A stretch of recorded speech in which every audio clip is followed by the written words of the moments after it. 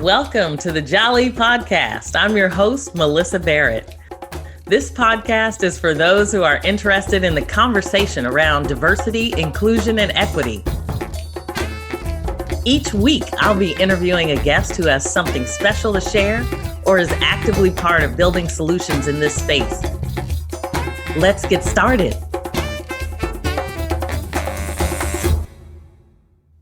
There lived a people who had the moral courage to stand up for their rights, and thereby they injected a new meaning into the views of history and of civilization. I had the opportunity this past year to visit Memphis, Tennessee for a conference, and I was able to visit a wonderful friend, Yetta Lewis. Shout out to Yetta, along with Kimberly Range. Hey, Sarah, who was kind enough to take us to the National Civil Rights Museum at the Lorraine Motel. I had never been there, and it was truly an experience. I could have been there for days, but we only had hours to spend. So I tried to absorb all I could and take photos to help me remember and provide information to others. I remember being in elementary school and sitting out of school on January 15th each year to help create the leverage we needed for the holiday dedicated to the Reverend Dr. Martin Luther King, the creation of that holiday. That was my first remembrance of me participating in activism. And my parents made sure we knew why we were out of school that day, and we were going to be learning some things. So context is an amazing thing. I'm not sure you can even understand the true impact of Reverend Dr. Martin Luther King Jr. without starting with the Middle Passage.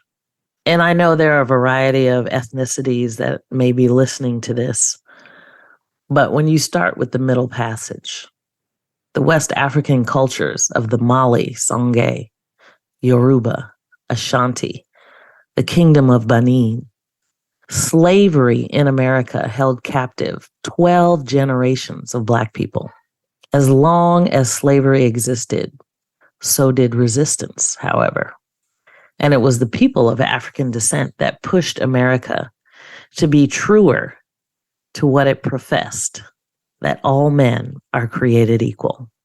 The moment the first African laborers stepped ashore in Jamestown, Virginia in 1619, slavery became part of American culture. It fueled America's expansion, and by the Revolutionary War, it existed in all 13 colonies. By law, enslaved Africans and their descendants had no civil rights. Whites believed that Africans were inferior, and that justified the enslavement and the brutality that maintained it. Yet Blacks defied oppression with words and weapons, everyday actions, and impassioned agitation.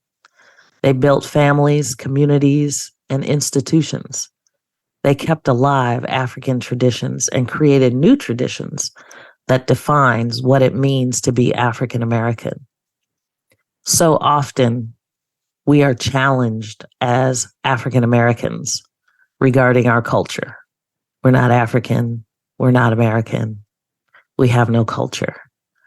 But our rich and distinct culture became the most defiant argument against the idea that underlay the institution of slavery, that those held in bondage were less than human. So for those of you that wonder why there's a focus on Black Lives Matter, you have to start here. You see, it was written in the Virginia Grand Assembly. They created the Slave Code of South Carolina, Article 9 of the Constitution, the Alabama Slave Code, the Fugitive Slave Act. Think about the physical brutality, the psychology of it, the courage it takes to lead, to stand up, to inject new meaning into the views of history and civilization. In many cases, people don't know this history. They've been told history from one perspective in school. There are so many things that I never knew and would never have known if I just stuck to the history books that they gave me in school. Even African Americans themselves sometimes don't know our own history. So it must be told. Being married to a storyteller for almost 25 years provided me an invaluable lesson in oral tradition and culture, and especially in the oral traditions of our ancestors. We have to tell our own stories, and I hope that people listen. Diversity and inclusion is just the start of equality, equity, and justice. Human rights and the belief in people and their own power to change their lives. From those trying to break the spirit at Parchman Prison to the power of the vote and the Voting Rights Act in 1965, we are moving. We cannot afford to stop.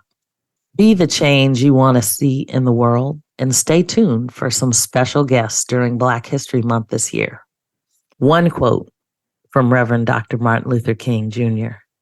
Sooner or later, all the people of the world will have to discover a way to live together in peace and thereby transform this pending cosmic elegy into a creative psalm of brotherhood. If this is to be achieved, man must evolve for all human conflict, a method which rejects revenge, aggression, and retaliation. The foundation of such a method is love. I leave you with this short segment from Reverend Wendell Anthony, who sits on the board of directors of the NAACP and spoke at the last national conference of the NAACP. These words I continue to play because they inspire me to do more, to accept the call, and to continue to focus on civil rights, human rights.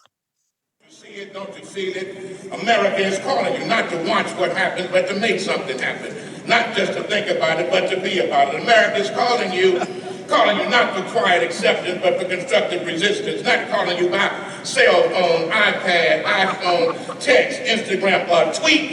It's calling you to meet the challenges in the streets. America is calling you to get on top of all of this madness so our progress will not stop. America is calling you from the north, the south, the east, and the west, determined to invest in everyone doing their very best. So you cannot rest.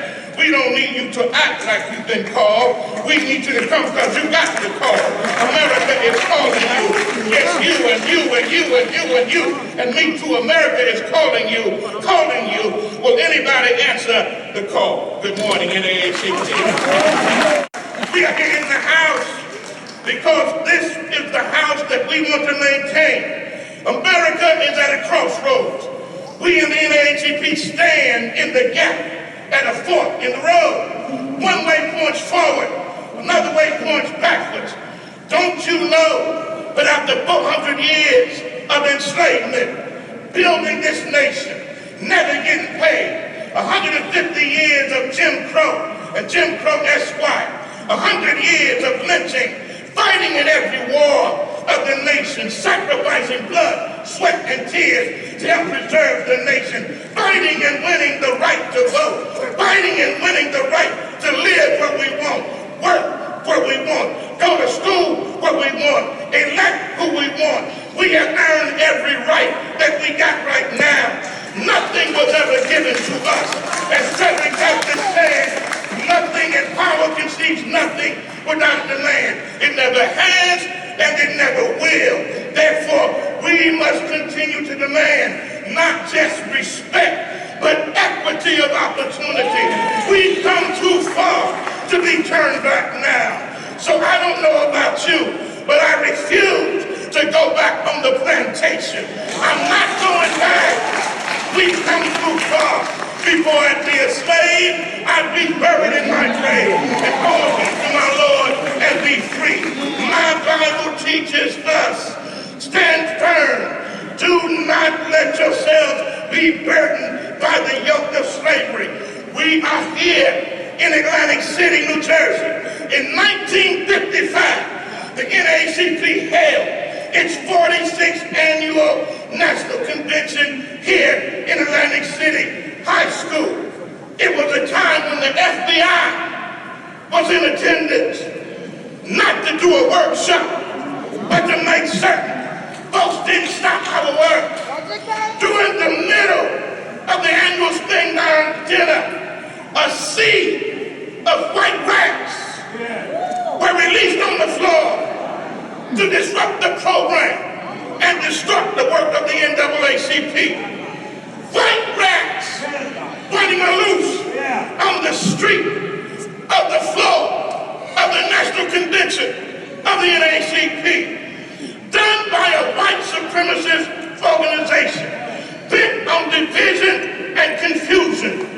Well, today, beloved, we still have rats based on the very foundation of our freedom and liberation.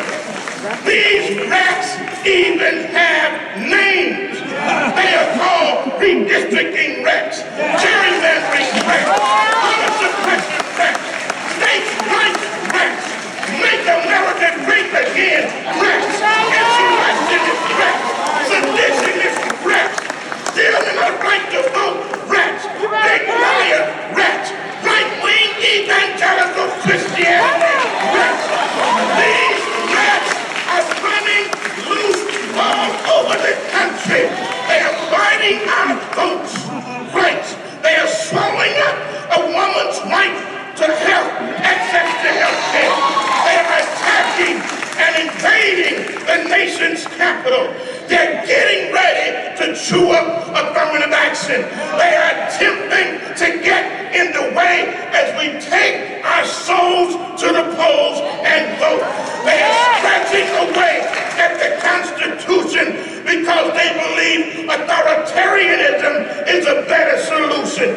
These rats ain't trying to run away with no cheese.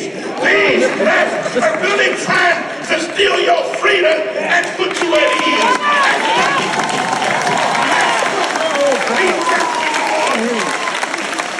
Beloved,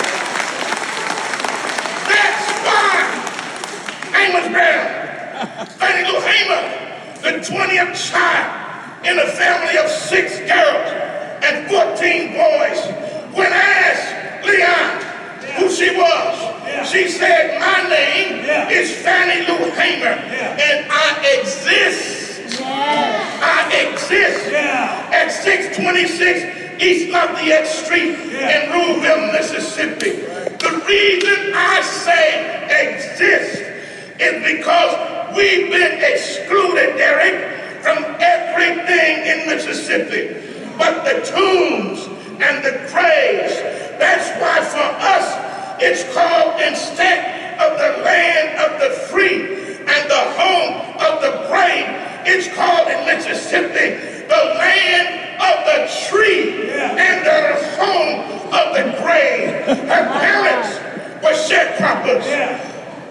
Family picked 56 bales of cotton a year. One bale of cotton is 495 pounds. She said so many times with dinner they had greens with no seasoning and flour gravy.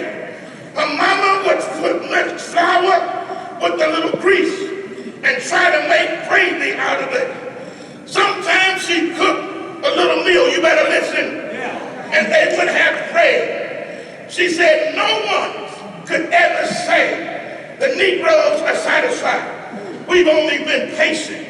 But how much patience can we have? So she reminded the world, the nation in 1964, right here on the boardwalk, at the Democratic National Convention, that we didn't come here for just one seat.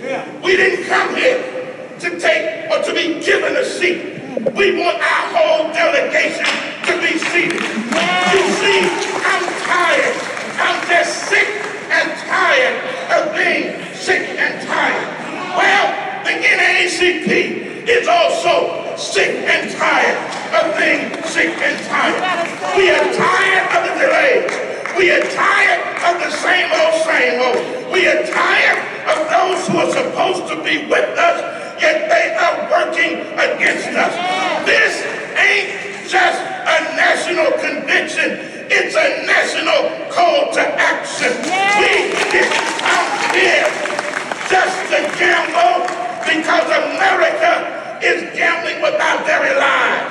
We came here to continue to build black economic and political power. You see, this is power. We don't want no greens without seasoning. Just like we don't want racist institutions not seasoned by the U.S. Constitution. We want our greens seasoned. As a matter of fact, we not only want greens, we want some sweet potatoes and mac and cheese and chicken and beef and fish with all the chili. We want some sweet cake, some pie, and some cobbler. Some of us eat on steak and lobster, and we want vegan too. As a matter of fact, we want to own the very restaurants where it serves these, because we earned it. We are tired of all the holes, the political pits that attract so many of our people.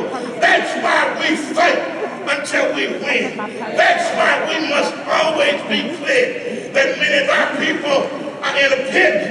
A man was one day walking along and he fell down into a pit. A self-righteous person came along and said the Lord must want him to be in that pit. A subjective person came along and said he must belong down there in that pit. A pessimist came along and said, I doubt if he will ever get out of his pit. An optimist came along and said, I just hope one day he might get out of his pit. A born-again Christian came along and said, I'm just going to pray that he gets up out of this pit. A psychologist came along and said his parents are the reason he's down in that pit. A fire and brimstone preacher came by and said he must have done wrong. That's why he's down in the pit. But along came the NAACP. And just the right hour, they reached out a hand and pulled up the land saying, we got the power. You see, God did not give us the spirit of fear, but the power of love and respect. Well, if you got the power, if you know the God that you serve, go on out of here and use it, because we got the power. God bless you.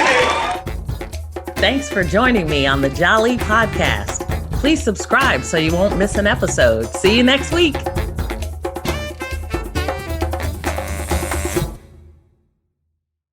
This podcast is a part of the C-Suite Radio Network.